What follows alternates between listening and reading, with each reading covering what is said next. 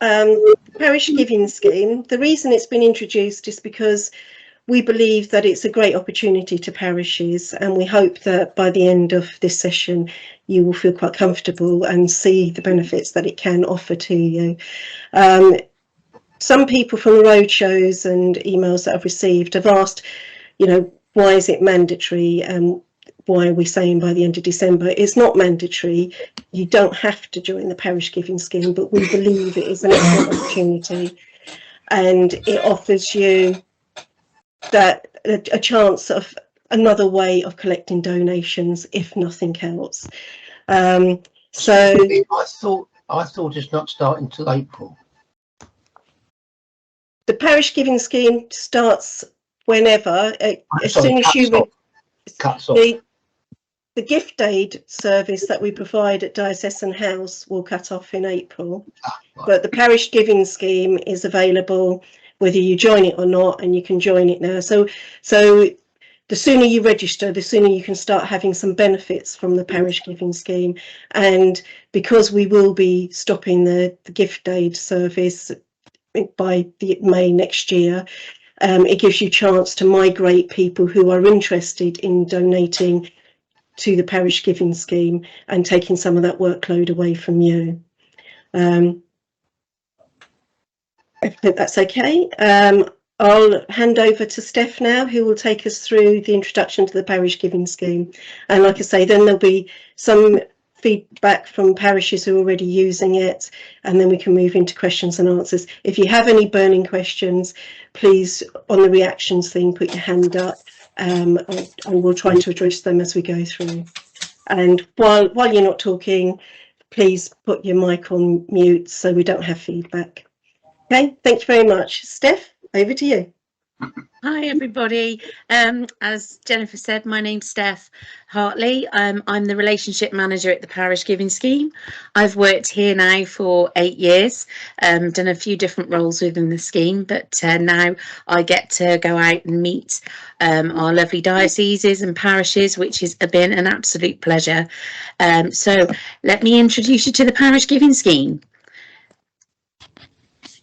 Oh, bear with me.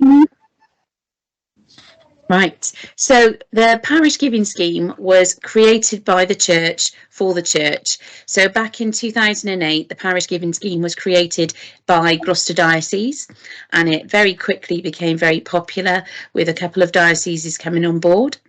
And when I started in 2014, we had, I think, 5 dioceses, and we're up to 34, almost 35. So it's been an absolute busy few years, I can say.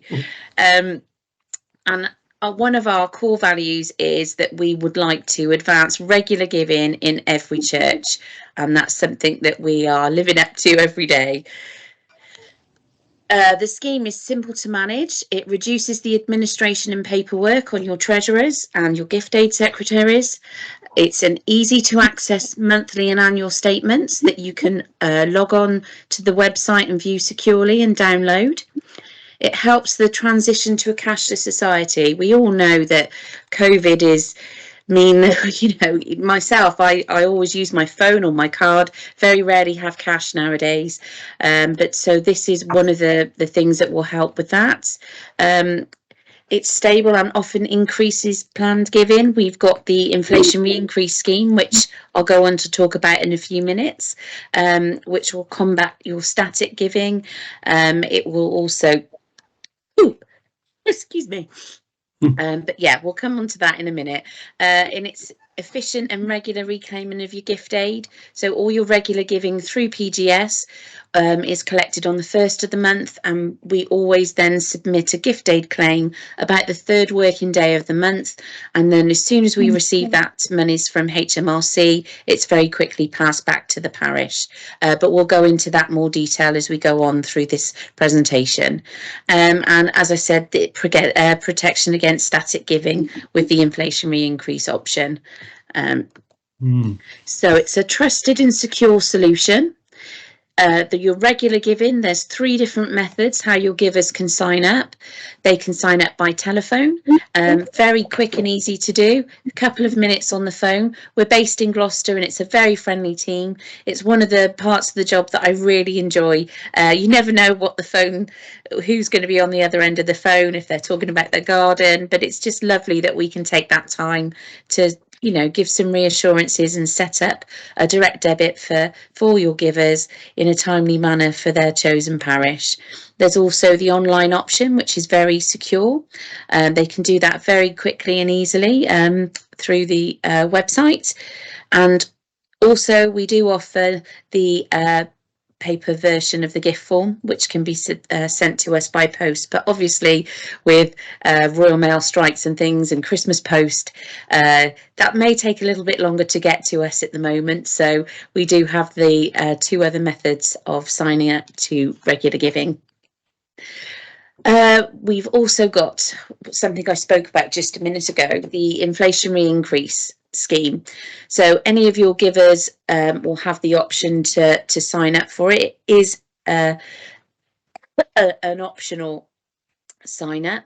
If they do that, then on the anniversary of their first gift, so a year since they've been giving, 6 weeks before that, they will receive a communication from us, either by email or by post, and to say what their current level of giving is, a thank you for all they've done in the previous year, and if they're happy, this is what their gift will go up to in line with inflation.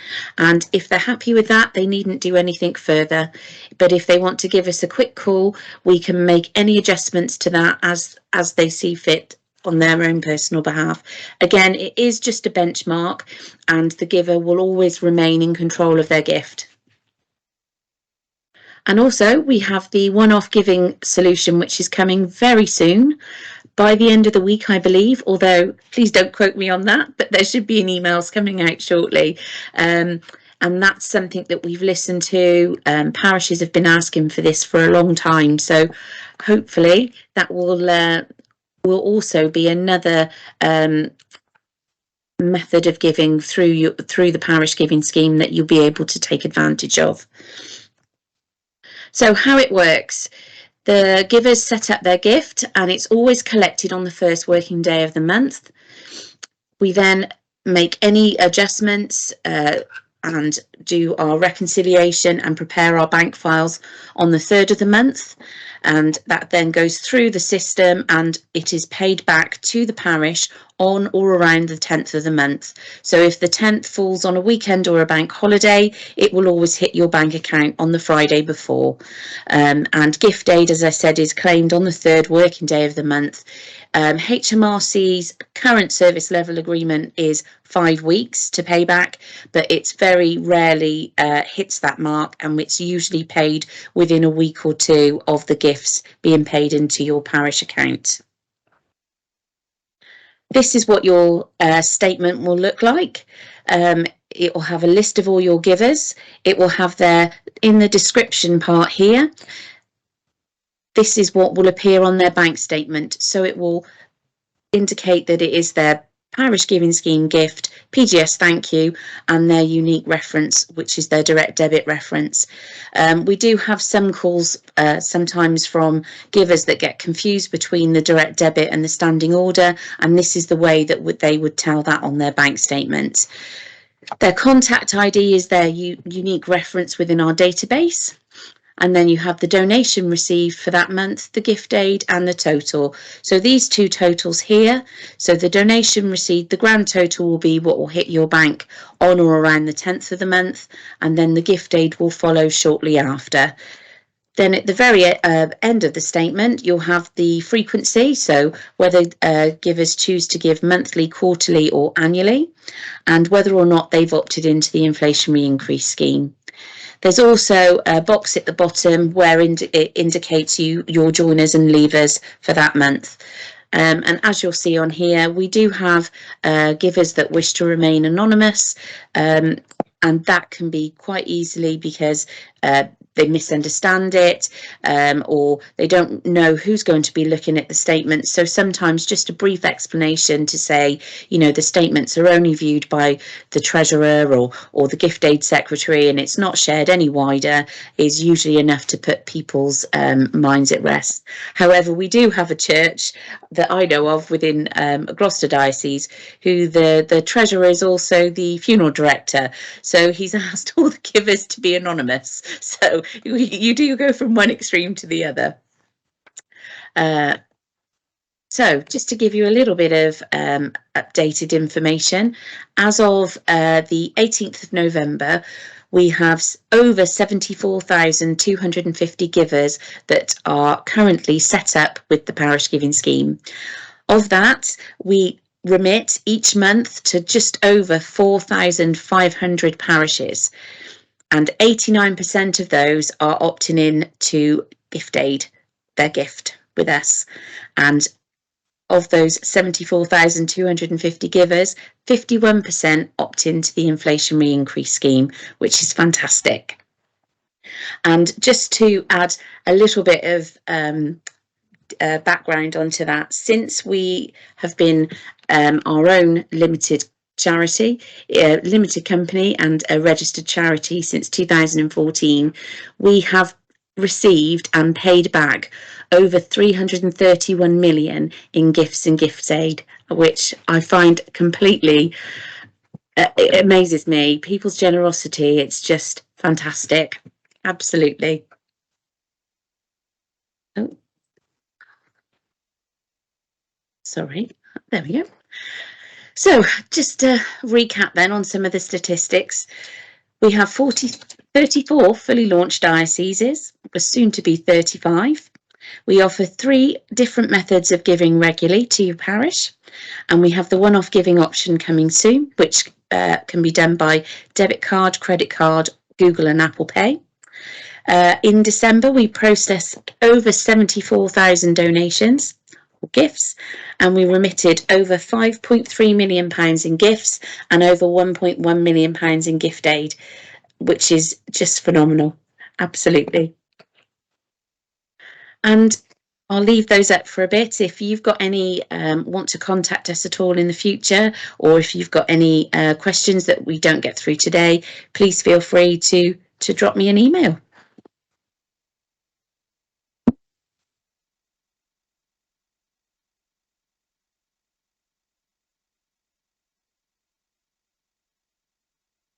Sorry, I was pressing the wrong button. Thank you very much, Steph. Right, so now I would like to ask a couple of our parishes to just give us their experience of parish giving scheme. So Peter Edwards from St John's in Folkestone, how would you like to give us an update, please? Sure. Good evening, everybody. Or St John's introduced the parish giving scheme 13 months ago in November 2021, and just by way of background, I had been treasurer there for all of 1 month at the time. I don't come from a financial background. The best I can claim is that I once attended a course of finance for non-financial executives. So for me, 2 things. 1, I needed things to be simple, and 2, they were. We launched it by having a couple of presentations from the front of the church to the congregation. We also wrote about it in our weekly news sheet, and we had loads of leaflets courtesy of the parish giving scheme people, and a display at the back of the church so that people could access it that way. Within a fairly short space of time, around about half of the people who had been donating through standing orders had transferred their standing orders into collection through parish giving scheme, which made an immediate impact on the amount of administration that I had to do, because I didn't have to record each donation. I didn't have to claim back gift aid on each donation. So it made life much, much more simple. A year on, most of the people who were giving by standing order have now transferred. There are some that haven't. They tend to be smaller donations, and they tend to be donated by, shall I say, more mature givers. And I guess probably there will always be a few that don't transfer. It has been really, really very simple. I've not had a single giver who has transferred to parish giving scheme experience any problems or have any complaints. Contacting the parish giving scheme, the reports I've had are that it is delightful. You don't get put into a queue with music playing. You don't have to press 6 different buttons to find your way to the person you want to speak to. There's no holding on, and they're quite nice people at the same time. That's it, really. We still have, as I said, people who donate through standing orders. We have a couple of people who still use envelopes, and we still have a plate. But the biggest proportion of giving to our church now is through parish giving scheme. Thank you very much, Peter. Estella, would you like to give us some of your update on your experience, please? Yes, happily. I mean, much the same as Peter was saying. I think we were a pilot parish for the diocese originally, about a year ago, maybe a bit longer ago than that. And we started off by inviting just 10 members of one of our churches to set up with the parish giving scheme, and we deliberately asked them to do it in different ways. So we had a couple of people who did it with the paper form, a couple of people who did it by making a phone call, and a couple of people who did it online. So that when we got round to launching the scheme parish-wide, we had advocates already in place, people who could advocate for the parish giving scheme and how user-friendly they had found it, for want of a better term, and what a difference it had made to them. So we launched it formally in the parish in June this year. We launched it with a presentation from the front of the church, which I gave, and we've now got something like 50 givers signed up through the parish giving scheme, and that number is growing. And everybody who has done it has been impressed with how simple it is, how easy it is, and how effective it is. And I think we've just completed a mail run where we've written to all our regular givers who were giving by standing order, who haven't yet changed over, and really invited them and asked them if they would do so, for all the reasons that Steph has already gone through in her presentation. I think from our perspective as a parish, what we've noticed is that we've got more money coming in, so that's a good thing. What we've also noticed is that it has really helped us with our cash flow, because we're not waiting for gift aid, it comes fairly quickly, so we can know every month exactly how much we've got to spend, which for the most part has meant we've been able to meet our parish share commitment much more swiftly than we perhaps were able to in the past. So, you know, it's really helped. We're still getting used to it as a parish, but early indications are it's a very, very good thing.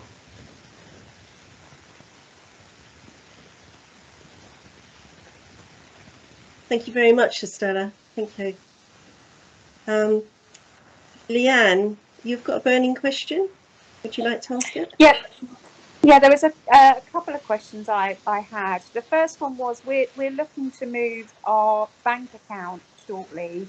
So I just wondered, with getting the direct debits paid into our account, how easy it is if we change what the church account is to get that moved over. Is that a fairly simple process?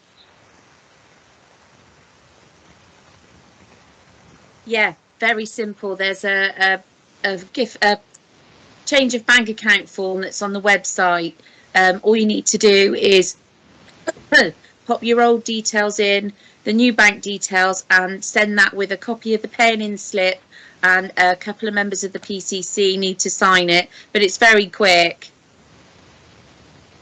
Okay, thanks. And the other question was, are there any charges involved for the church in moving to this? No, there's no charges to the church. Okay. The diocese makes a contribution to the parish giving scheme in relation to all the regular donors that the parishes will have, and you will get the full donation, and you don't have to make any payments. Okay, thank you. They were my only questions. Thank you.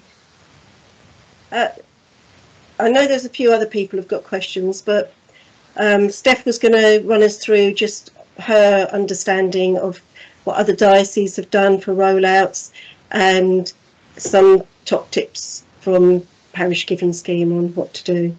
So Steph, would you like to do that? Yeah, I'll just get my next PowerPoint up. Can you see that okay? Yeah, perfect. Yes. Okay, so perfect. So this is really just a hints and tips guide on how to launch PGS for the first time within your parish. Again, it's not a one size fits all, so it's how it works for you, and it's really good for me to hear how well PGS is working in your parishes already. So I'm just hoping to add to that really good news. So we're getting to the point now where we say, yeah, you've signed up already for the PGS, you've passed a resolution permitting PGS to handle gifts on your behalf, you've registered your church, and you've had your welcome email. So the official paperwork's all done, and then it's time to sort of have a think and plan how you're going to roll PGS out. So our first really key bit of advice would be to encourage members of the PCC and the leadership team to join PGS themselves, just to see how easy it is. We've already heard from the parishes before how well that worked, and I really can't strongly suggest how such a good idea that is to when you're thinking of rolling out PGS. Also, launch it with a giving program. PGS is just the mechanism for collecting your regular gifts and one-off gifts in the future, but it isn't it's just the mechanism. You really do need to launch it with a giving program, and it's a really good opportunity to take advantage of that and engage with your givers and your congregation to talk about giving in general. There's some hints and tips here. The National Church have a lot of resources as well as what we do, and there's a link here which I'll let Jennifer have the PowerPoint, so if you do want to have a look at those resources, then you'd be more than welcome to. Engage with the community, so that as we've heard as well from one of the parishes before, they've just written out to all their members, the congregation. You can have your wider community for those people that maybe don't come to regularly to service, that maybe just want to support the church. There's all different ways of doing that, and we've got all different material and resources that can support that. as it mentions here in the tip, is a QR code, and I can show you some of those examples in a moment. But the QR code and the URL will take you directly to your parish landing page on the website, which will enable your givers to either set up a regular gift or a one-off gift to your parish once you're registered with PGS. Make the most of your own channels. So as we were talking about QR codes, you may have your own newsletters, parish magazines that you want to include the link to the QR code. So those people that maybe just have the parish magazine that don't come to church but may want to support the church in some way, they'll have that QR code which will take them directly to your page and be able to set up a one-off gift or maybe even a regular gift. Excuse me. And there's some more information there. There's a link to our resources, which I'll show you a few more of in a moment. And as it says here, coming in 2023, we will have a new way of ordering resources, which is currently under development at the moment. This here is Morpeth Parish. Morpeth Parish is one of the parishes that's been involved with the one-off giving pilot, and I just thought I'd take the opportunity to show you what their webpage looks like. It has got an animation for the PGS, which will be available for you to download in your My PGS area. The QR codes are there to scan to take you directly to the parish landing page on the website, but also there's the number to call if they want to set up a gift online. There's the PGS parish code which they'll need, and at the bottom, if you ring Dave, he'll provide you with a paper gift form if you don't want to do the online or telephone option. But I just thought it would be a really good opportunity to share that with you, because I think it's a really engaging website and really worth using that as an example. And share the experience. I've, listening to those really good success stories within your diocese is really, really made my day today. And I hope that it gives you some assurances that PGS will work for you. It's worked in 34 dioceses as well. And we've got over 75,000 donors, I think, when I looked today. So we do work. And we do, as I said, we do have some animations that you can use. There's lots of different resources, and there is a link here as well, and you can go on and look at those resources if you'd like on the PGS website. So just to give you a bit of an update of some of what are new resources which will be available to order in the new year. This is what just an example of a parish giving scheme leaflet that you can give out to your givers, talking about setting up regular gifts or making a one-off gift. These are hopefully going to be able to be customised, so you can have the parish name on there, and on the back of the leaflet you'll be able to put your own QR code on there too. We have some FAQs for PCCs and treasurers, which, there'll be some frequently asked questions, and these will provide answers for you. And we also have pew cards. I've got one here somewhere. Yeah. So these are really brilliant. They're just a little card, little A6 card, and when you open it up, there's a QR code in there, and you can customize that to your parish. There's bookmarks, and they can be customized as well with your QR code, and they've proved really, really successful. And there's some social media assets. So for those parishes that are using social media more, their own websites, Facebook pages, Instagram, there's some pre-populated assets that we have created for you to use. So that's the end of my presentation about launches. Thank you very much, Steph. Just wanted to ask, is Richard or Gordon here? They were a couple of gentlemen from St Paul's who were maybe going to be able to give us an update on their parish giving scheme experience. No, they've not been able to join us. Okay, so is anybody, should we go through the questions? So I had everybody in order there a minute ago. Sorry, so Tom Jury, would you like to ask your question? Yeah, thank you very much. A question for Peter, going back to your experience, your 1 year in. When you came in, were you already using the diocese service for doing your gift aid, or were you doing your gift aid direct yourselves to HMRC? We were already doing gift aid ourselves direct with HMRC, and my predecessor had been doing that, I think, for probably 2 or 3 years. So therefore, for you, you're still doing your gift aid for small donations and other one-offs. You're doing that directly yourself. Correct. Yeah. And can I ask a second question for Steph? I was interested. You said 51% of people so far have ticked the box for. Is it RPI increases? Inflationary increase, yeah. I mean, and almost to Peter too. I mean, obviously, historically, that was a very easy box to tick because inflation wasn't inflation. Clearly, Peter, you're going to go through the first anniversary, and people will be looking at 10% increases.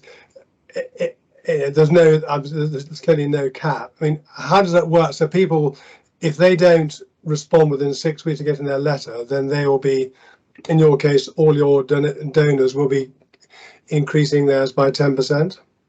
Or 11, or whatever the number is. So how it works is that the RPI that we use is the one that's published in January, and we use that because it's released mid-February, so it will apply to all gifts from May that year. So the RPI is consistently done the same time each year. So what we do is 6 weeks before a giver's anniversary, we will write to them either by email or by post. Just depends on how the giver had set up their gift to begin with.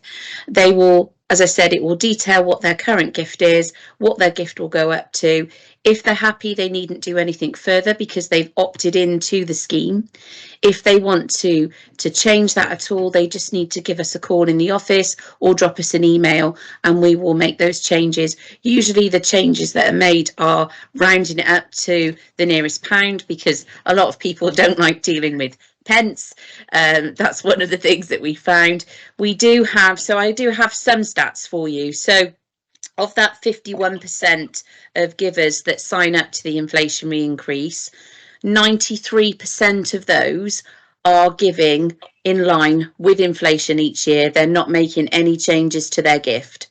4% of that will superinflate their gift above inflation. And then the other 7% will either decrease or partially increase for that year. Okay, but so therefore, given that you only publish in May, it was only effective from May each year, so nobody yet has had to face up to the 10%. No, we our latest change that came into effect from May was 7.8%. So this year we have sent out a supplementary email post that the givers will get before they either get their email from us or they get a postal letter from us before they get their inflationary increase, to say, we totally understand the situation, and it's just to reiterate again that the letter that we send with the increase to the gift is purely a benchmark. Givers are then invited to make an increase or decrease, however that sits with them. That is the individual's choice to make. Okay, so the one in May was linked to the RPI in January. That's correct. Yeah. Yeah.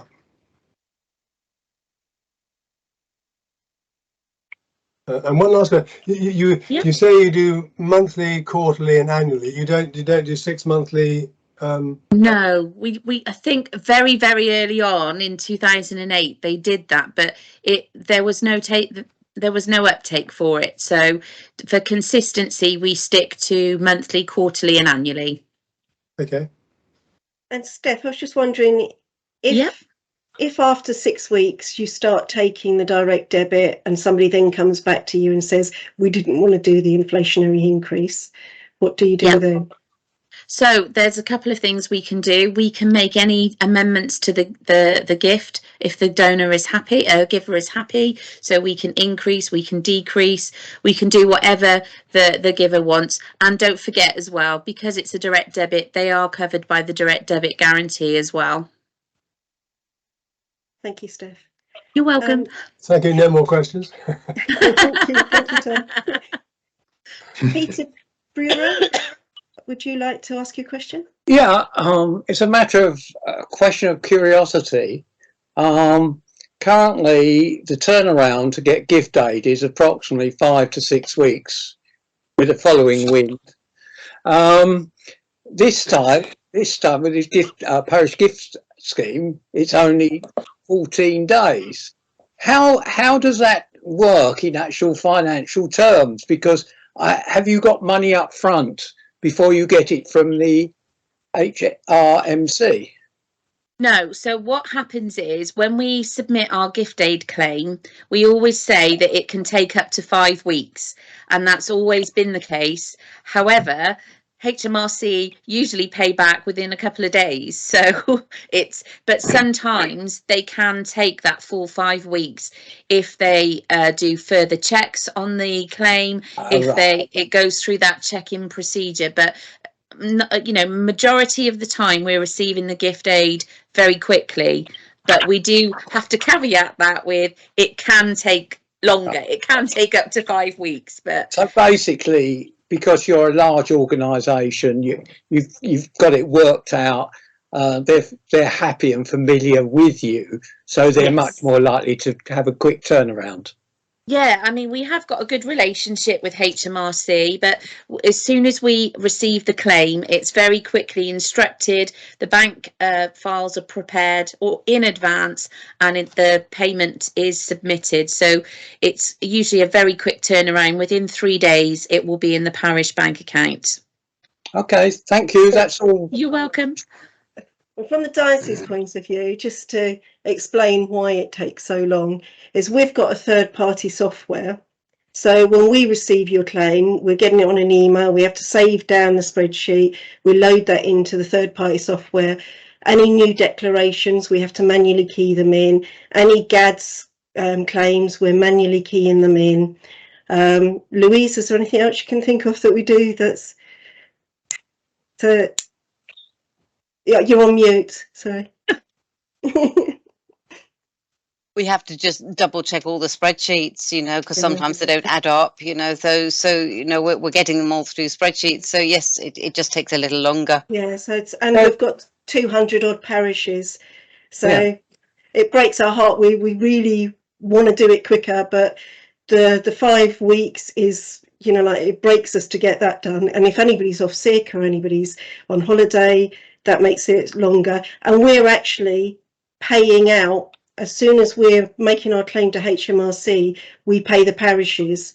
We don't wait for that money to come in. If we did, it would take even longer to get it to you.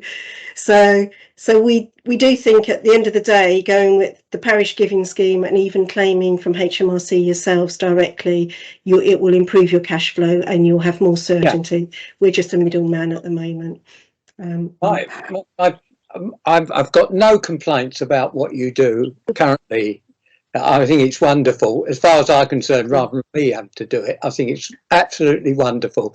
So, but I can see why you would want to go on to this scheme. And yeah, I think it's great. Thanks. Thank you. Thank you, Peter. So, Nicholas Good, you have a question? Great, thank you. I think my first questions are for Steph, and then I'll move on. I've got some questions for Jennifer. Firstly, a comment, one-off, can't come quick enough. So important to our parish. There are a lot of self-employed people whose cash flow is irregular.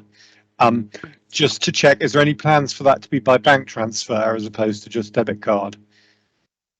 No, not at the moment. Sorry, excuse me. No, it's just an online solution at the moment. However, I'm more than happy to take your feedback back to Grant, our CEO, to see what we can look into on the future roadmap. Brilliant, thank you. I think my questions on inflationary uplift have been covered by one of your earlier questioners. And the inflation measure, I think, just to confirm, is RPI. Is that right? Yes. Yeah. The fact that you have to call rather than just like accept, reject the inflationary uplift, I think that's cool. So we are registered and we've got people starting to transfer over. I think that's one of the things that causes them not to tick the box. Because in today's e-age, you just expect to get the email and say, yes, I'm happy to do it, or no. Oh, no, yeah, once they don't need to accept it because they've already opted in, they've accepted it already. The letter that comes out is an advisory to say your gift will be going up in 6 weeks. If you want to do anything, if you want to increase it, drop us an email, or if you've got a letter, give us a call. Okay. And then I think for Jennifer, I just wanted to understand the timeline because, clearly, based on Peter's experience, there are going to be lots of people who are not switched over by 31st of March.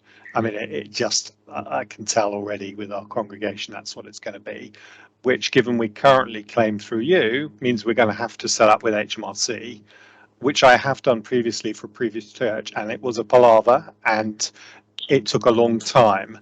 How's the timeline of that looking in terms of if you're a parish like ours who are just starting on the journey of needing to register with HMRC, are we actually going to be able to get that done, do you think, in order to catch gifts in a timely manner after the diocese is switched off at the end of March? Is it the end of March? Yeah, so, well, it's, the 5th of, up to the 5th of April. And then we'll still be there. We'll still be, you can still contact us and we can still help you with things. So I know a couple of parishes that have registered in the last couple of months, and it's taken about 6 weeks to get up and running. I think it's about 30 days for the HMRC, once you've submitted, to get back to you with a code, an activation code, and then you've got to go ahead with the activation code. So I'd say you'd need to give yourselves about 6 weeks to be up and running and ready to go with HMRC. But even if you're not there at the 31st of March, you don't have to claim every month. So, you can wait a couple of months. You can claim when you're ready to claim. So if you just let it build up for a couple of months and make your claim once you're up and registered, and then go monthly if that's the way you want to go going forward. With HMRC, you can claim on normal gift aidable donations. You can claim up to 4 years in arrears, and with GADs you can claim back up to 2 years. So although it sounds tight, and from a cash flow point of view it could be a concern if you need to get that money on a monthly basis straight away, but it's it's not desperate that you're up and ready to claim from HMRC at the 31st of March. But the sooner you are ready, the better, and the easier it is to go forward for you. Okay. Does that make sense? No, it does. I suppose we lose, the whole, one of the key assets of PGS is the cash flow benefit. And we gain with one hand and we lose with the other because we've got to do our own, get ourselves registered. But look, we are where we are, and that's fine. But I guess that's saying we need the sessions on how to set up with HMRC as soon as possible. Yeah, so we're planning on doing those. I think it's February that we're looking at the dates, so we'll get them out soon. Louise, sorry. I just wanted to say we are setting up. If I could share the dates, potentially. Mm-hmm. I have yet to confirm it, but we're looking at the 7th and the 9th of February, and then again on the 21st and 22nd. I will make this more widely available to everybody in a newsletter or an article, hopefully by the beginning of next week. But those are potentially the dates we're looking at. Okay, so sorry to monopolise things. So even if one goes to the earliest of those, it's then it's going to be pretty tight to be ready by the 31st of March. I suppose then we'd be claiming for April, so we've got another 3 or 4 weeks there. Yeah. So all right, we do have to go on. Yeah, it's doable. And even if there was a cash flow issue, it should only be for a month or so if you haven't registered that quickly. Thank you. Thank you. Right, so got loads of questions coming up here.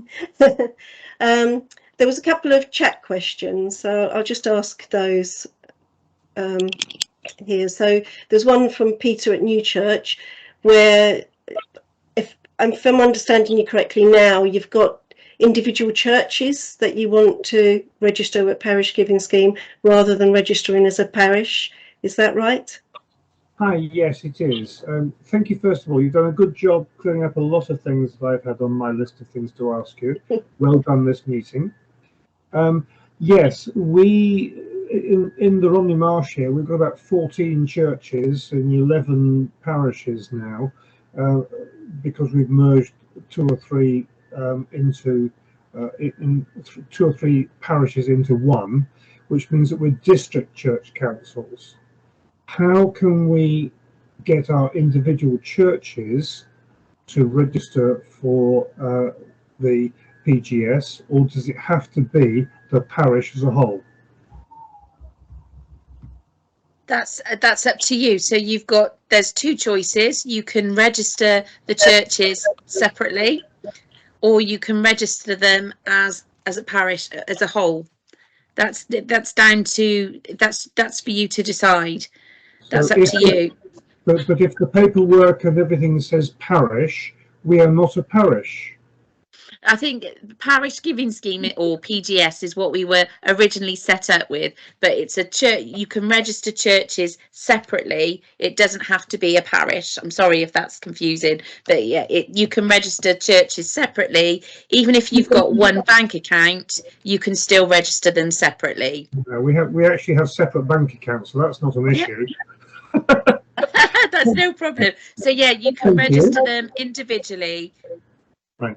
Two further quick ones.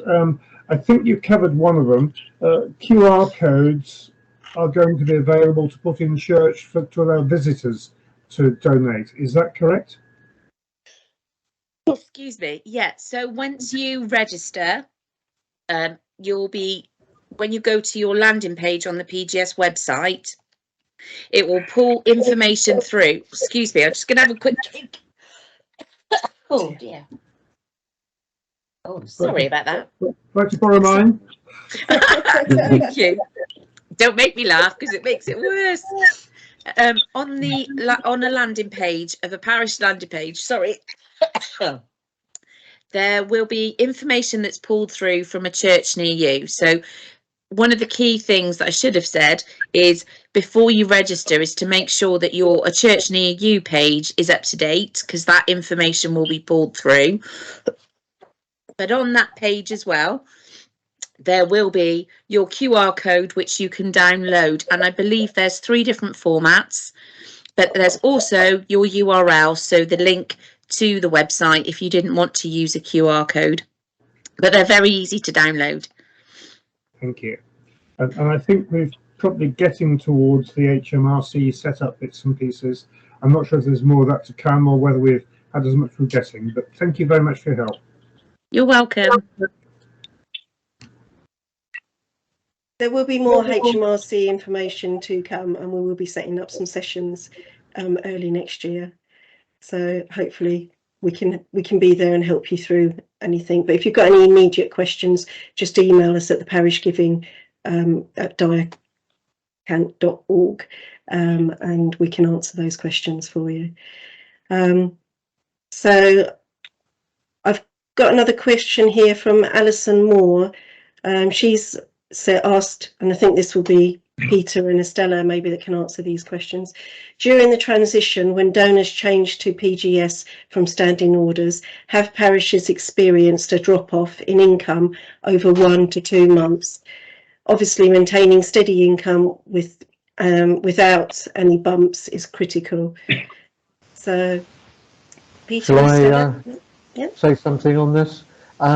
Yeah, we didn't experience any drop-off. What is necessary is to advise donors about the timing of cancelling a standing order in relation to starting their direct debit. We did have one person who got that timing wrong, and actually donated twice. But that was the extent of our problem. So we didn't actually have any drop off. Yeah, same here. We simply advised everybody that when they were signing up to Parish Giving Scheme to just watch the timing and make sure that they either didn't cancel their standing order until the direct debit was up and running, or vice versa, made sure they cancelled it so they didn't end up paying twice. And we haven't experienced any drop off. That's lovely. Thank you very much indeed. So, Jeremy, would you like to ask your question? Hello, yes, thank you. My question is really for Peter. Once you'd set up your giving scheme, you mentioned cheques, envelopes and cash. How did you handle those either within the scheme or out with the scheme? They sit outside the scheme. We continue to have to handle them separately. Okay, thank you. But there are less of them. Maybe. Well, there are. For you. Okay, yeah, thank you. So, Alison, you've got your hand up. Is that another question or? No, that's fine. It's been answered. Thank you very much. Welcome, thank you. Susan Wilmot, would you like to ask your question? Susan, you're muted.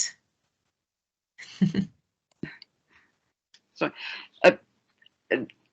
Presumably, the giving through your scheme is not then directly linked with HMRC to our particular parish, or is it? And is there any issue for a giver to give by both envelope scheme and through the parish giving scheme? Firstly, I must apologise. My dog is led on the bed and she's moaning. So if you hear any moaning, it's the dog. So I'm so sorry. So giving through the parish giving scheme, technically the giver gives to the parish giving scheme, and then we restrict the gifts to the parish and we'll claim the gift aid. So it is it's treated separately. So if they give by envelope, you can claim. Stop it. You can claim GADs on that, so it wouldn't be affected. Well, no, we'd be claiming their gift aid, because if they use an envelope, then that's gift aid. Yeah, as long as they're eligible to claim gift aid, yes. Of course, yes, of course, yes. So it's as if they're giving to a different charity, effectively. The parish giving scheme is one, and the church itself is another. Yes, yeah. Okay, thank you.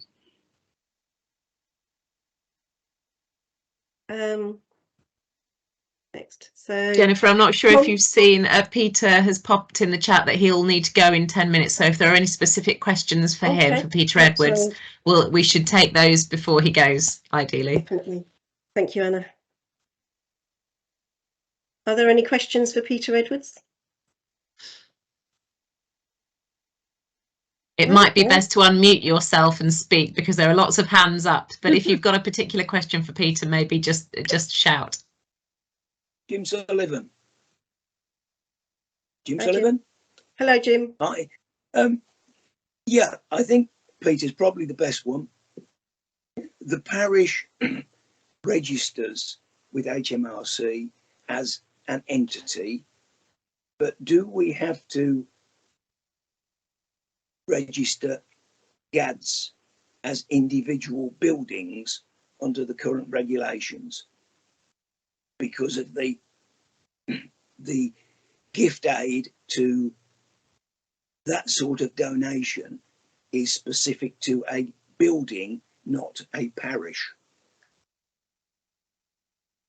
So if a parish has a number of buildings, yes, then when you make your gift aid claim, there's a GADS gift aid claim spreadsheet that you fill in, and you just have each of the buildings listed as you would when you send it to us, and just put in the amount on that. So, and that would be loaded then to HMRC. That's my understanding of it. So you wouldn't have to register them individually, as long as the parish is registered. then you just put them on the spreadsheet that you're going to load. We would still need to separate the allocated giving to the building. Yes. Yep, fine. Thank you. Any more questions for Peter? Just shout out.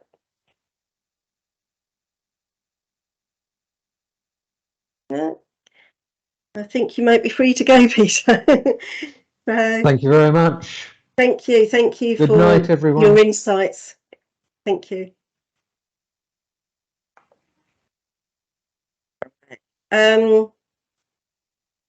So, Len Reid, have you got a question you'd like to ask?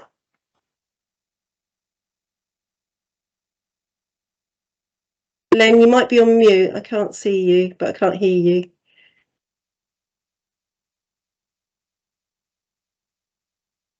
No? Right, so I've still got people with their hands up. There's Jeremy, Susan, Tom, Jim, and Len's has gone now. Oh, no, Len's still there. Are any of you still got questions? If you have, give us a shout. Tom, would you? One follow-up to the questions Nicholas was asking earlier. At the moment, some churches have registered as charities, and I know at some point in the future, all churches have to register as a charity. If you're not a charity, and at the moment we are claiming gift aid as a church through the diocese, if we're not a charity, are we still able to register with HMRC for gift aid? Yes, you are.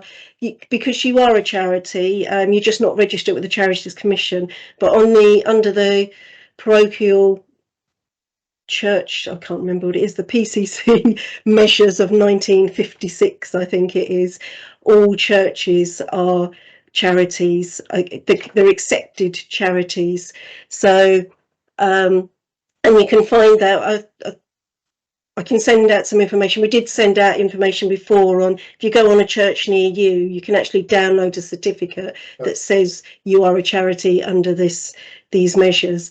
And when you go onto the HMRC and start registering, they have an option for governing documents or governing areas, and they have a parochial church box that you can tick, and then you go on. But I've got, if you're going to register before I send things out, give me a shout, because I've got what you need to fill in those boxes, the dates and things like that, so that once you've got that, it's no heartache, but it feels quite scary if you haven't got that. But you are a charity. Okay, no, well, it sounds that we all need to get going sooner rather than later. Yes. So if you do want to register directly, we will try and get some paperwork out before the sessions, and that should give you some slides. I've worked through slides with one of the treasurers who was registering, so I've got them all. I've just got to pull it all together and just send it out to you all so that you can see that and work through them if you want to go ahead, or if you start and you decide you want to wait for the sessions, then please do. Is that any other questions? Okay, thank you. Susan, did you still have a question? Yes, one other question for Stella, I think, really. Were there any of your givers that you chose not to invite to Parish Giving Scheme? And I'm thinking particularly, we have a number of givers who are very elderly, who no longer actually come to church, but do continue to give. And they might be put off by the approach. No, we have invited everybody because we have complete faith in PGS and also in our team.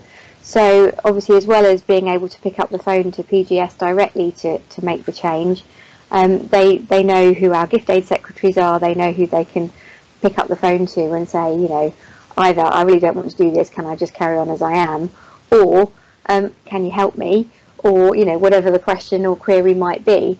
And we've had some actually very positive experiences shared with us by some of our more elderly parishioners who have either done it using the paper-based form, which they found more user-friendly for them than online, or who've done it by picking up the phone.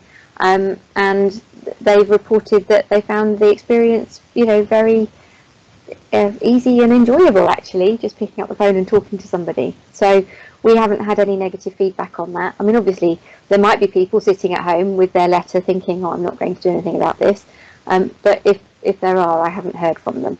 So I think we're all right. We've checked in with those people.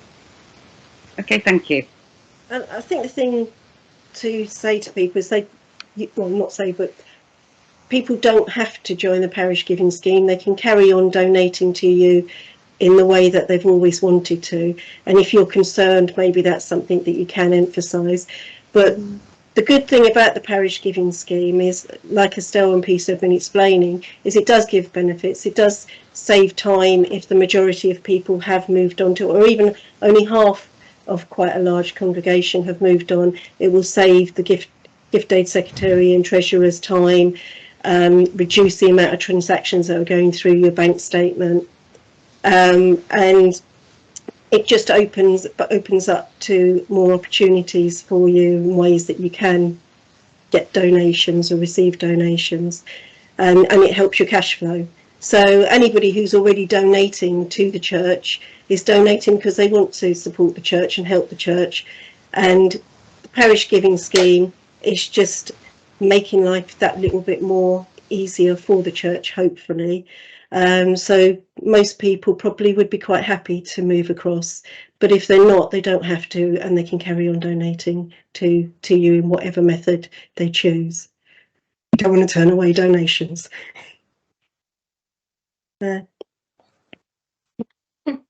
Jim, have you got another question? Your hand's still up.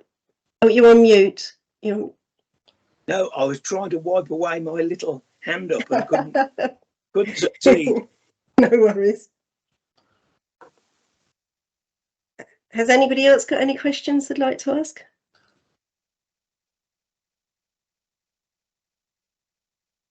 There's just one thing that John Webb. Yeah, I'm just finding it interesting that you're using RPI and not CPI, given that RPI is historical and not considered for most people these days as the rate of inflation. It's always been RPI since the beginning, so it's one rate that's been used consistently across the years. And we've very few requests to change over to CPI. However, it could be something that the trustees will look into in the future. But for consistency, and the difference usually is pennies. But again, it is just reiterating that it is a benchmark RPI for what givers are asked to reflect what's best for them. Okay, thanks. Michael Page, have you got a question? You're on mute at the moment.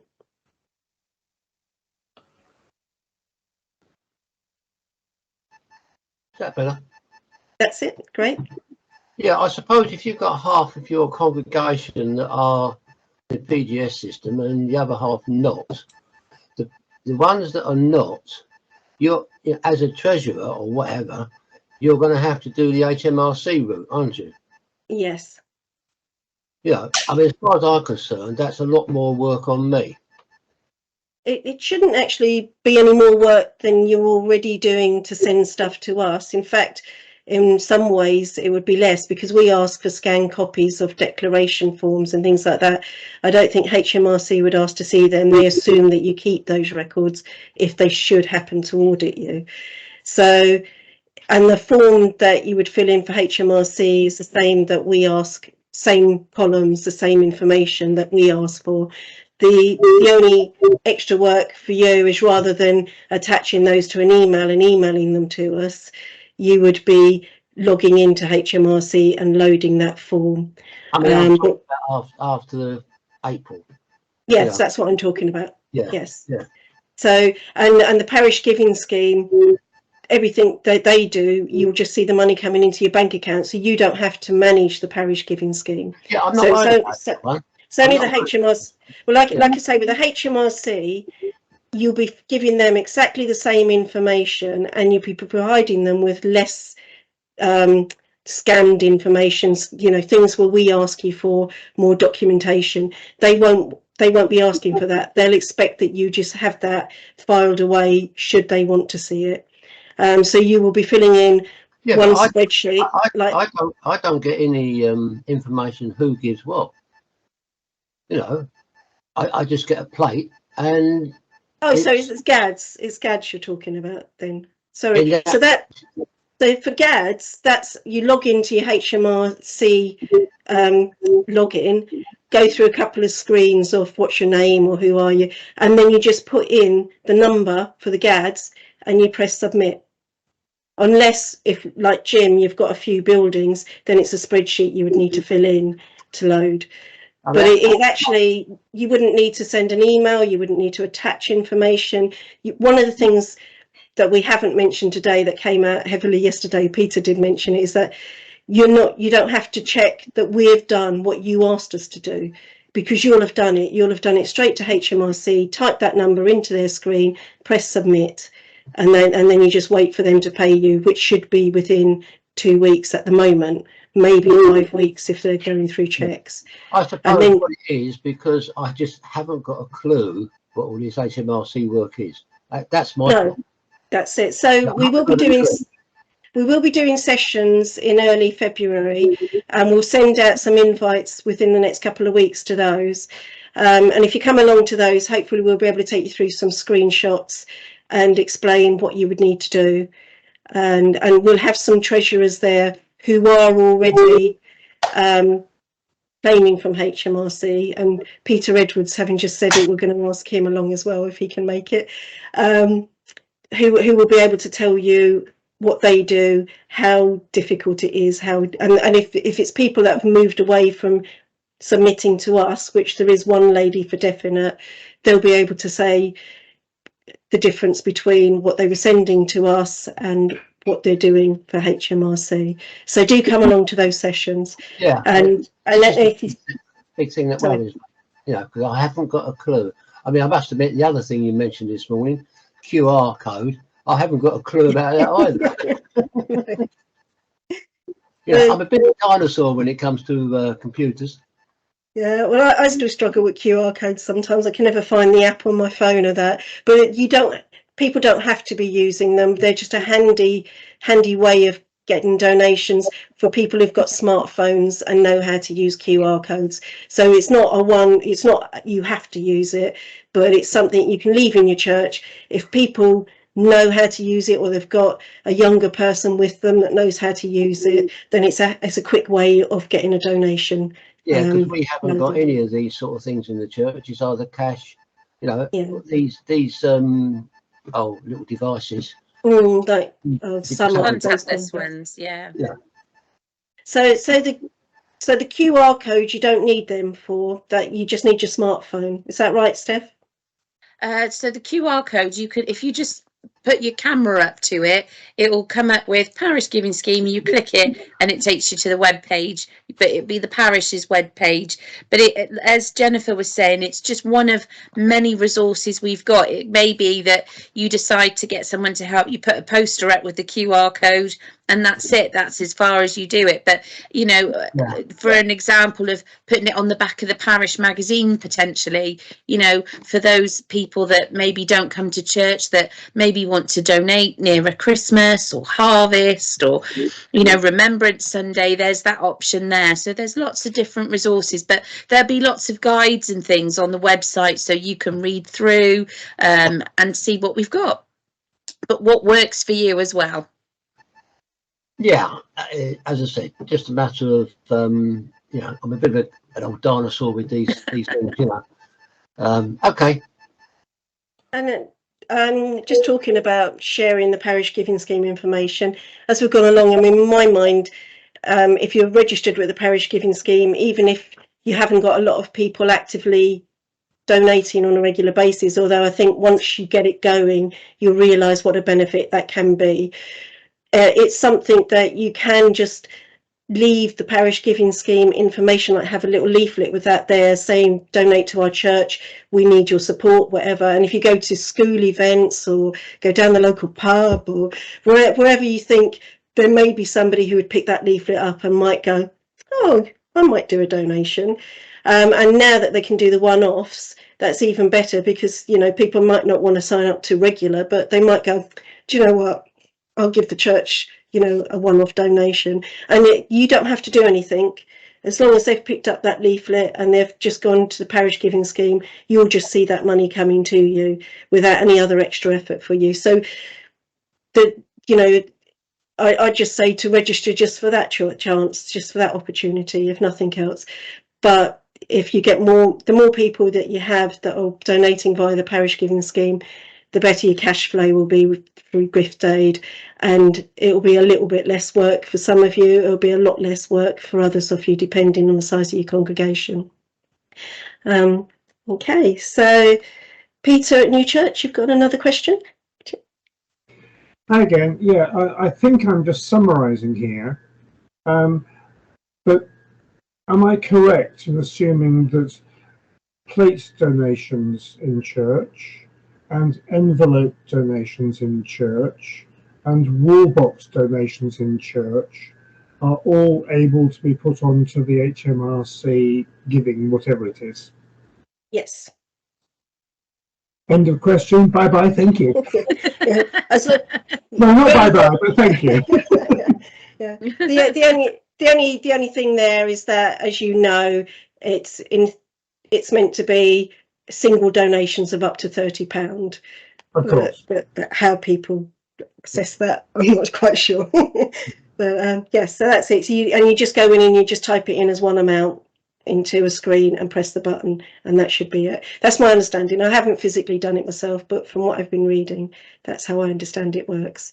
And hopefully by February we will have some people who are doing it and can say for definite. Well, I think you've answered my questions this evening. I'm really pleased with the event. Thank you both, all of you. Thank you.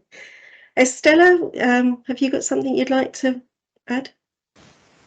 Yes, I just wanted to add that really what the parish giving scheme does is allow us as churches to be able to receive charitable giving in the same way that more or less every other charity that you can ever visit or meet does. You know, every time you get one of those forms from Battersea Dogs Home, or you visit a stately home or whatever, and you pick up their form that says support us or give us your regular donation, being able to set up a direct debit charitable donation like that is exactly the same. That's exactly what we're going to be able to offer as a church, which we weren't able to offer before. Before it was a two-step process at least, because the individual would have to set up their standing order, and we would have to know that they'd set up their standing order. They'd have to get the bank details from us in the first place to be able to set up the standing order.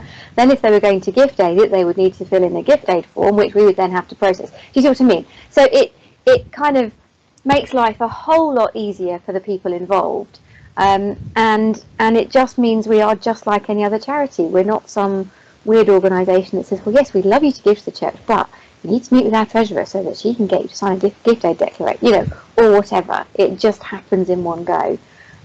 So I think it might not feel comfortable, but it is kind of making us more on a par with other charities who receive their income in this way. And people have more control over what they want to donate. If they want to make a change, they can just phone up the parish giving scheme and say, I want to decrease for this month, or I want to increase, and it's just a phone call away. Whereas with standing orders, they've got to write to their bank, cancel that standing order, set up a new standing order. And if they just wanted to stop it for a couple of months, they haven't got that opportunity. Whereas I believe at Steph, you could just put it on hold for them, couldn't you? Yeah. Yeah. So yeah, whatever the giver needs, we can do. We can action. Not a problem. So it's less hassle for them as well. If they want to make a change, they don't have to be contacting the bank. Yeah, that's the beauty of the direct debit. It's variable, that we can change it from month to month. Yeah. Brilliant. Thank you. So, Jan Hudson, you had a question? Yes, hello. I'm just querying the gift aid declaration code that we get from Canterbury. Is this an HMRC code? Will it transfer, or will everybody have to be given new codes, either from PGS or from the HMRC directly? So for PGS, you won't need that. They'll sort all of that. Anybody that's registering through them, that'll all be sorted. So you don't need to worry about those codes. For HMRC, you will need to register and you will get a code, but you don't need to change the declarations that are already in place, which has got our code on it. I phoned up HMRC and they said as long as it's clear on the declaration that the donation is to the church, to the parish, then they're quite happy that you don't need to get people to re-sign those gift aid declarations. But going forward, if you're doing new ones, then put your own code on the declarations. So the codes that we use at the moment are Canterbury's codes specifically. So you mean the code? So there's a code at the bottom that is ascribed to each person that has a declaration. Oh, the GAD numbers. So yeah. They are for our third-party software. You won't need to worry about those numbers. Right, yeah, they've got nothing to do with HMRC. Sorry, I misunderstood. I thought you were talking about the X code. That answers my question. Thank you very much. Thank you. Thank you. Trevor Longman, you've got a question? Yes, the more we talk, the more questions come into your head. When I was speaking to you, Jennifer, when you came to Deal a couple of months ago, I thought I might have been mistaken, but I thought that once somebody had joined PGS, they would be able to log into their account and change things themselves. Is that the case? Yeah, everyone that signs up to the parish giving scheme can access their account online. They can increase, decrease, cancel, set up a new gift, do a one-off gift, all online. Yeah. That's brilliant. And that was a good question. Yes. The other thing, if what we're as a church, we're looking at possibly getting one of these boxes at the back of the church where you can go and chip and pin and make a donation. But if you can use a QR code, that makes things even easier. One question is, if a stranger, such as Christmas services or whatever it might be, comes in, I want to make a donation, he taps the QR code or scans it, and is there an option then, does he have to fill in his own details and for gift aid purposes? Yeah, so if they would obviously have to tick the gift aid declaration. So if they're setting up a one-off gift, they just go through as a guest. You'll get the name of the guest that's checking out, and then at the end of that checkout process, once they've set up their gift, they're invited to set up an account where if they want to give another one-off gift, they'll have an account ready, or maybe they want to set up a regular gift in the future, that option will be there for them. Okay, thank you very much. That's great. You're welcome. Just one other thing. About 10 minutes ago, a gentleman who was a bit of a dinosaur on computers. If I think I'm right, Jennifer will be able to put me right anyway. But if he is only collecting GADs, you are not allowed to collect GADs unless you have a certain amount of gift aid claims as well. So you can't just claim GADs on its own for all year without anything else. Is that correct? No, that's correct. So there's a threshold on how much GADs donations you can claim, which is 8,000. And to be able to do that, then it needs to be, I'm not very good at explaining this, but the normal gift aidable donations, you need to have claimed £800 worth of gift aidable donations so that you can claim 10 times that as in GADs, up to 1,000. So the likelihood is that not everybody's going to transfer to the parish giving scheme. But if everybody somehow decides that they want to, then possibly 1 or 2 PCC members may decide not to and just donate as you are at the moment, so that you can reach that threshold. So if the most a parish did receive in cash donations was £1,000 a year, then they would need £100 of gift aid donations also in that year. Okay, that they claimed direct. And just going back to the one-off on the parish giving scheme, the one-off donations, one thing we haven't mentioned, I think, is that as I was saying before, for your regular donations, the monthly donations that are done by direct debit, there is no direct fee to the parishes. The diocese makes a contribution, but for the one-off donations there is a charge, and that's 1.5%, is it, off the donation, yeah. Steph? Yeah, it's a different system. It's a different, we have to use a merchant, so it's a different from the direct debit system. So there is a transaction fee of 1.5%. However, you get 100% of the gift aid on the of that gift. It's the transaction fee is actually just taken off the gift, so you get 100% of the gift aid. Okay, yes, Steph, sorry, that was I think I asked the question about one-offs earlier. That's quite important to know, because Nicola's good here. We get probably half our income, probably close to £100,000 through one-offs, and I don't really want to be losing 1.5% on that. So any way we can do bank transfers would be, I think, extremely important.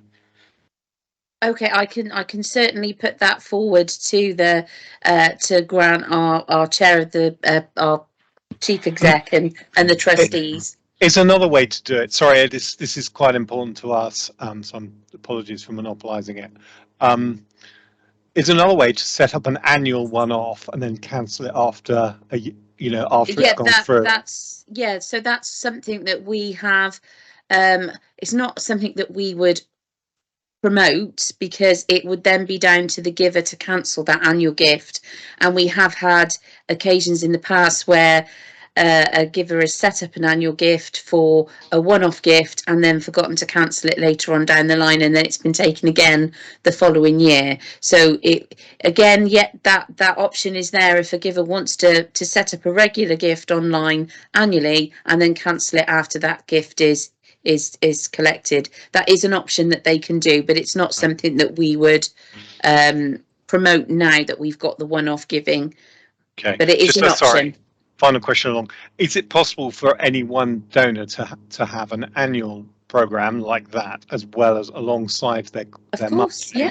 You can have multiple. Yeah, you can have multiple profiles. gifts on your account. Yeah. Yeah. Okay. Yeah. Great. But you would only be able to claim. You would either be able to claim gift aid or not for all of them. That's how the system's set up. Otherwise, you'd have to have different accounts, and you could split it that way. But it gets a bit complex that way. Yeah. Understood. Thank you. You're welcome. Carol Sprink, you've been waiting a while. Sorry. You said that it was difficult to change your standing order. That's not actually true. No, you can just go into your bank account online and change your standing orders at any time. And that's what we do, and that's what our givers do. It's not a difficult process at all. And the other thing is, a lot of people feel with a direct debit that the money is taken from you. You're losing that agency, whereas with a standing order, you're in control. And how do you get over that feeling with your givers who prefer standing orders to direct debits? Has that been an issue? It's such a long time since I've done a standing order. I was still thinking of the paper ones that I've done. No, but but you're right. You can. At work, I do it on the bank. So. I would say that hasn't been an issue. I think because the parish giving scheme is as easy as that. Like you can, as Steph has already said, you can go on and change the gift, pause the gift, increase the gift, reduce the gift, anytime you like. You have at least as much control as you had over it when you were doing it by standing order. It's always still your gift, And we made that very clear in the correspondence that we put out to our parishioners, that it doesn't change the nature of the gift, it just makes the processing a bit more efficient. I've got one other question. We, like the previous gentleman, we have got people who will pay us something once a year, but it's not at a regular time. It's a large amount for them, and we never know when it's coming. They will pay us when they feel like it, really. So they would have to go into the current system. Those people who just pay a one-off, unexpected. They're set up for gift aid, of course, but we never know when it's coming. They don't like to be tied down to a regular giving so perhaps pattern. that type of person, that person that doesn't know, could set up a gift maybe of £1 a year or something, so they've got a live gift and they can just go in and change it. Or even £1 a month. You've got that regular gift, and then they can go in and change it throughout the year. That's another option to do. An option. Okay. Yeah. Thank But you. don't forget as well, with a direct debit, you've got the direct debit guarantee. So if things do go wrong, then the money will be paid back by your bank immediately. But with a standing order, once it leaves your account, you can't get it back. Yes. There's just a general suspicion of direct debit. Yeah, and I suppose it comes down to energy companies and things. Yeah, overcome, as well as our parishioners not being not having online access. They just don't do computers. A lot of them. A lot of our parishioners. Okay, thank you.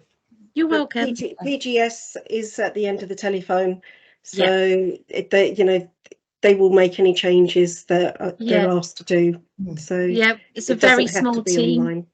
No, it's a very small team, and we're based in Gloucester, and nothing's too much trouble for them. And if they want to talk about what they're doing that day, gardening, baking, they're more than welcome to. It's just a lovely part of the service that we offer. And also the conversations around this, maybe one of the big emphasis is how important it is to the parishes to have a regular cash flow, to be able to know when they're getting money so that they can pay up and coming bills. And you never know, some people, Estella? Yeah, well, we had exactly that. After I had given my presentation in church launching the parish giving scheme, I had 2 people from the congregation who normally only give to us annually say, I had no idea that it would actually be better for the church if I split my gift over 12 months. I can happily do that. It just hadn't occurred to them. They were just so in the zone of always giving an annual donation. It hadn't occurred to them that actually it was better for us if we could have that gift spread out over 12 months. And to hear it said from the front, it just was like a light bulb for them. So we've had 2 who were annual givers who are now giving regularly via PGS. And I think Evelyn, your treasurer, was saying that you've actually had some new people giving as well. Yeah, well, because and we don't necessarily know who they are, because it's so accessible. We've got the QR codes in our churches. It's on our pew sheet. It's in our parish magazine. It's been on our Facebook page and in our web page. So more or less anybody can scan that QR code and set up a gift to our church. So yeah, we have picked up some new giving that way. Thank you. Have you got any more questions, Carol? Or no, that's fine. Thank you. Thank you. Alistair, would you like to ask a question? Yeah. We run one of these 100 Club events, which is a question of giving £5 a month for some people. And really what I want to know is what are the mechanics of doing a 100 Club payment and a regular monthly payment for for the church as you are at the moment? Because we've got some people who do both and some people who just do the 100 Club version. Is there a way of what are the mechanics of setting this up, and is it possible to tell who's giving for what particular reason, as it were? So I think you're talking about having sort of an additional fund. Yes. Yeah, so that is possible through PGS. However, before you can set up your additional fund, you'd obviously need to have regular giving set up through PGS. And what we usually say is get yourself established with that, and then we can set up the additional fund. It's would need to be approved by the diocese to begin with, but it is something that we have done. It just sets up an additional code. You'd need to populate the landing page, because there would be no page to pull through data from a church near you. But it is something we can talk about. You can talk about, and it is possible. Yes. Thank you. So we've got some people who've asked before, got their hands up. There's Jan. Have you got another question?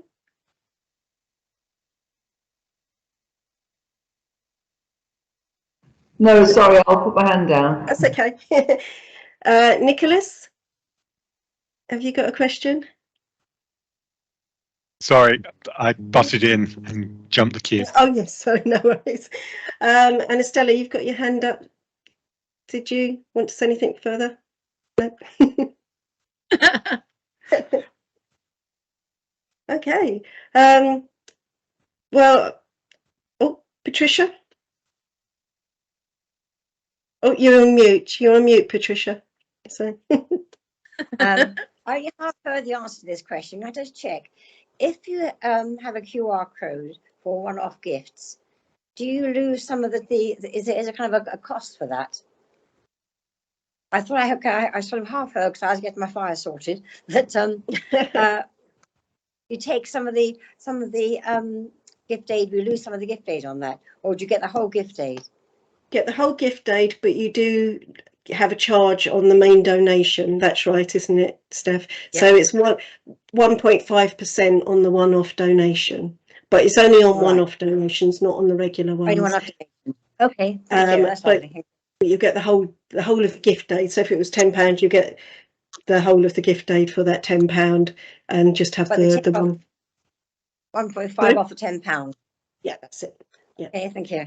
Okay, thank you. Well, I hope that you found this very useful. Has anybody else got any questions that they'd like to ask? Peter from New Church is just asking about when the marketing materials will be available, Steph, for churches to use. So they're virtually finished. I think that we're just doing the last final touches to them now, and we are just in the process of setting up a commercial print hub, so you can go on, order resources and things. So that is in the very early stages, but we hope to launch that in sometime in January 2023. So next month, I should have said. It's just I can't get my head around that we're in December already. But there will be some digital versions of those. I think we're trying to get them uploaded to the website this week, ready for the one-off giving launch. So there will be a small amount on the website for you to have a look at. But yeah, early 2023 they'll be available. Marilyn Lewis.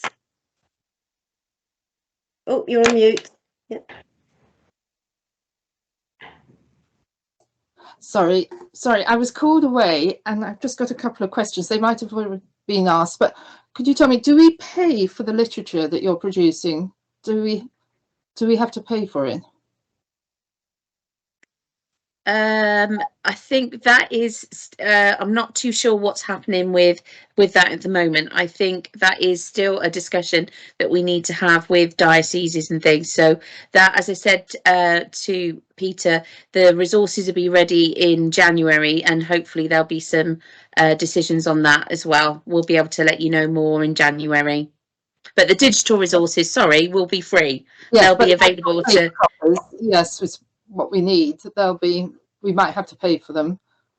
It might be, yeah. We're not too sure about that at the moment. We're just doing the finer details, and we need to consult with the dioceses as well. So that's why we're saying sort of early 2023, we'll be able to let you know those printed resources, how to order them, and what the costs are. Right. And the other thing was, can I confirm about the GADs? Because the GADs are probably one of our main sources of income. So were you saying that we will have to do that ourselves and put that through? Yes. So the only thing that we're getting from this is the one-off donation, but normal GADs going through the plate and everything, we'll have to actually claim ourselves.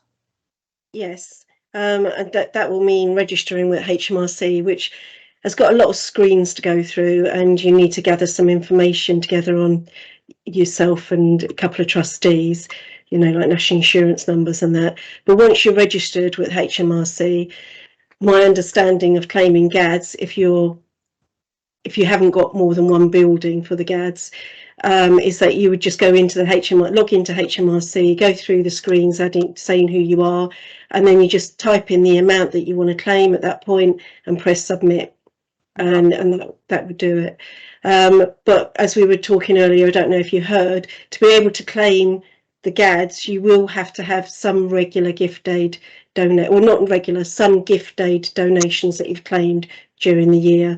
So if you have £100 worth of normal gift aid donations that you've made in a particular year, in that year you can claim up to £1,000 worth of GADs donations. But the likelihood is not everybody will transfer onto PGS, so that you probably will meet your gift aid the gift aidable ones without even worrying about you it. do a training session on this before you? Sorry, say that again. Sorry. Do a training session or yes, yes. We've got a couple coming up in February that we're going to go through it for the GADs as opposed to for setting up. It will be about setting up with HMRC, but it will also include the GADs and just normal claiming of gift aid donations through HMRC. Right. Thank you very much. You're welcome. Marilyn, your hand is up. Have you got another question? No, sorry, I haven't got it down. sorry. Leanne, have you got another question? Yes, I have. So on that point, sorry, I just want to get it clear. If you have GADs then that you're going to do through HMRC, what you're saying is that means you would also want to have regular donations that continue to go through HMRC so that you can claim them. So you actually don't want everybody to sign up to this scheme. That's it. Or I think it could be just one-off donation. So you don't necessarily, but a regular would make that certainty that you're going to have enough of those to be able to claim your GADs. But like I say, to claim up to the 8,000 threshold of the GADs, you would need to have had £800 worth of normal gift aidable donations in that year. So I think it wouldn't mean that you have to have a lot of people doing the regular donations to be able to meet the thresholds to claim the GADs, if that makes sense. Okay, thank you. Not very good at explaining it. And I also believe that once you're registered, if you use the sum up machines and things like that, I think that some of can claim the gift aid direct for you. But I know to begin with, people were asking at one point when they were setting them up what the registration number was, their gift aid registration number. So I think that that's possibly claimed under your gift aid registration number. So if you've got any of those machines, it might be worth looking into where people do the tap on those. Can that be claimed by them for you if you've got a number, and then that would go towards your gift aided donations, or would it? No, that would probably go to GAD. Depends. I'm not really sure. I don't really know how they work, so I'm going off on a track that I don't really understand at the moment. But I think that's another way of getting your gift aid collected for you. Okay, Michael, you've got a question. You're on mute. Michael, you're on mute. We can't hear you. Oh, that's it. Great. When I filled the form in originally, literally my name was the only one on it because there was nobody else available because we're a very small church. There's a possibility that I might be able to get someone to help me do the HMRC. Does that mean I have to get him onto that form, or can two people do it, or what? Is this the HMRC? Yeah, the HMRC, yeah. Online or on paper. So online, you will go on and you register and set up. Some people have said what the HMRC give you to start off with is a gateway number. Some people already have that as their personal gateway number if they do personal tax returns and that. And they've been saying, oh, I don't want to use that for setting up HMRC for our parish. You don't. You set up a new gateway number. And yeah, and then I suppose it's up to you then. I think you can share your log-on details with somebody else for that. I think also at work we've got it for VAT and things like that, and I'm able to set people up with their own access to our work one. So you could be the administrator and give it to somebody else so that they can also log in and do things. Right, thank you. That's me having a bit of a wild guess there, but that's how it works with the gateway for the VAT returns that I do. Oh well, this is something we can find out later on. Yes. Yeah. So Peter, you've got a question? Yes. Unmute. Yeah. Oh no, you're muted still.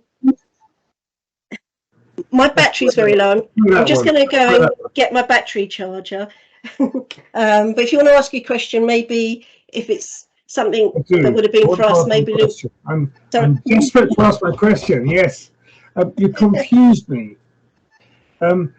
If we convert our congregation to paying by direct debit on the PGS scheme, how much do we need to get elsewhere to be able to get gift aid on the wall box and the envelopes and the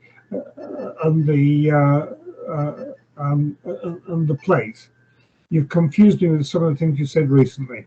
Yeah, I know I'm not explaining it very well. It's 10 times you can claim gift aid on GADS donations up to 10 times normal gift aid claims that you've made. So you still will need to be making some normal gift aid claims where people have declared that they want to gift aid the donation that they've made. But my assumption is not everybody will move onto PGS. Not everybody will prefer to do that, especially people who prefer to do standing orders. Some of them won't move, and they'll probably make up enough that you can claim your wall donations. But it's whatever the normal gift aidable claim is, you can claim up to 10 times that in donations, and that's in the year.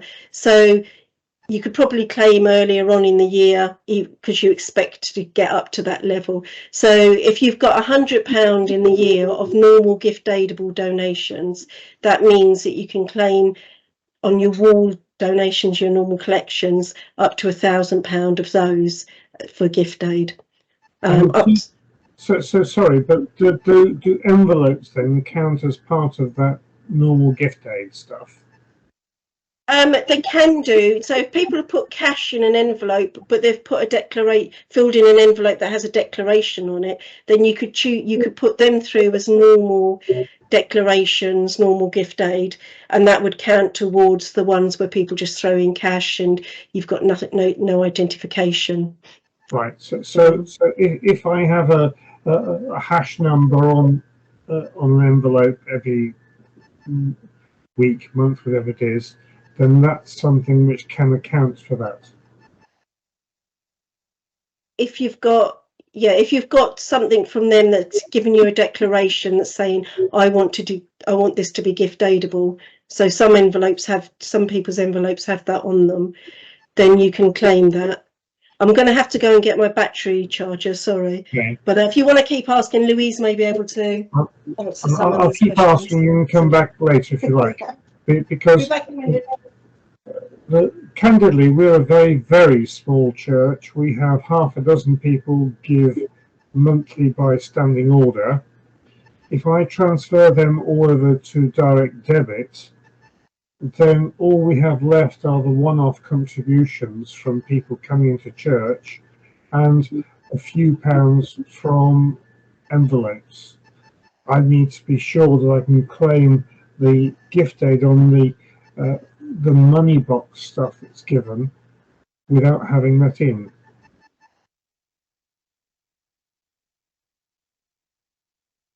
Yes, so in effect, Peter, that's right. You will have to be careful of how many people you move over to PGS. And historically, can you have a look at that? I mean, I can have a look at your previous claims and just have a look. Perhaps you need to call me actually, and we'll have a look historically, years gone by, to give you some better idea of how many people you need to sort of hold back, if you like, from transferring to PGS. Thank you for that. That'd be good. Can you contact me, or shall I try and contact you? Yeah, I'm in Diocesan. Yeah, if you speak to Diocesan House, they'll track me down because I work part-time for Archdeacon Darren at the Archdeaconry and then in the gift aid or in the finance department. But if you speak to Diocesan House and say you want to speak to me, I can always have a look at your records at any time and we can have a closer look at that. Okay, thank you. Because it was all going so well until it all got complicated. We'll easily find a solution for it that works for you. Good, thank you. I know it sounds complicated and I haven't probably explained it very well, but I don't, to be able to claim up to the threshold of £8,000 of wall donations or collections, you just need £800 in the year of gift aidable donations. And I think that probably is quite doable on just one or two people for most places. I think it works out about £67 a month, doesn't it? I think we've only if I don't. Are you still hearing me? Yep, only if you don't. Only if I don't swap everybody over to direct debit. Yes, so it'd probably just be if you maybe have somebody who's a slightly larger donor and just ask them not to swap over, or if you don't swap yourself over, then it's just, and I know it means tracking it, but it's less tracking than if you've got 20 people to be tracking. Yeah, I see what you're saying. Okay. Right, thank you. That was good clarification. Thank you. We're getting close to 9 o'clock now, so I think you all must be quite worn out and be glad to wind it up. But I'll just take another couple of questions and then we'll just wind it down. If you do have any questions after this, please do contact us by calling Diocesan House. You can ask for myself or Louise, or email either the finance@diacant.org, whatever email that you've got of ours that you know and you want to email, or parishgiving@diacant.org, because that's the one that we kind of like will go to with our, this is all to do with the gift aid, or to do with moving off gift aid and to do with the parish giving scheme. But so Peter Brewer, you've got a question you'd like to ask? Yeah, a matter of clarification of about registering with the HMRC. You were talking about you need to cite 2 trustees. We're a church which doesn't have a building, it doesn't have a parish, and doesn't have a paid professional. And we don't have trustees. What do we do? That's a good question, and I'm afraid I don't know the answer, but I'll look into it. And if you don't hear from me, chase me up on it, and we'll find that. Thank you. It's a good question. Don't you have a PCC? No. Oh. Oh. We have a leaders group of leaders who meet to make decisions, but because we're with that sort of church, we sort of often fall between the stools. Peter, are you a registered charity? Not as such, only young the auspices of Canterbury Diocese. Oh, gosh. Well, I think you're going to be a puzzle for us to solve on this one, aren't you? Well, as I see, the parish share scheme should work perfectly. I don't see any reason why it shouldn't work for us at all. But if we want to claim on people who don't want to change over to direct debit, we might be struggling. I'm sure we'll find a way. We'll look into it. Good. I'm glad to see it's something interesting for you. Yeah, it's something a bit different. just when you think you've got to the stage that you know of all the answers, all the possible questions, somebody always throws in a new one. Thank you. Sorry about the curveball. That's okay. It just keeps life interesting, doesn't it? Yeah. So, has anybody else got any burning questions? Otherwise, shall I wrap it up? And I'd like to say thank you very, very much to Steph for she actually came down to the meeting in person yesterday. So she came to Canterbury to meet people who came to the session then, and she's back home now. But thank you very much for doing that and for being so open and explaining the parish giving scheme so well. Thank you, Jennifer. Thank you. It's my pleasure. My pleasure, honestly. Thank you. And Estella, I'd like to thank you as well for sharing your experiences of the parish giving scheme. I think it's invaluable to everybody else to be able to hear your experiences and, and how you found it and how you've approached it. And I'd also like to thank Peter, although he's gone. Yeah, it's so interesting to hear your experiences and so reassuring, because it's new for all of us, the parish giving scheme, and we're all learning as we go. So it's lovely to hear where people are finding it doing what we expected it to be doing. So thank you. Right, so shall I say good night, and thank you very much for your time and for all the questions and the engagement. Thank you. Okay. Thank you. Goodbye. And do stay in touch. Thank you.